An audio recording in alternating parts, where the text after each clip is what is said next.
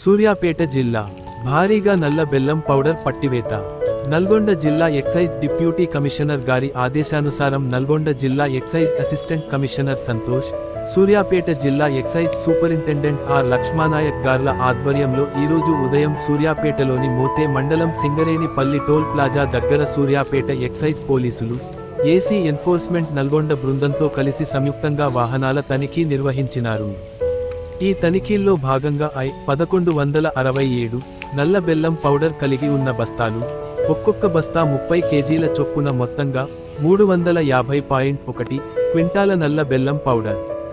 ఈ నల్ల బెల్లాన్ని సరఫరా చేస్తున్న KA 39A2050 రిజిస్ట్రేషన్ నెంబర్ కలిగి ఉన్న అశోక్ లేలాండ్ లారీని 14 టైర్ల వాహనం స్వాధీనపరుచుకున్నారు.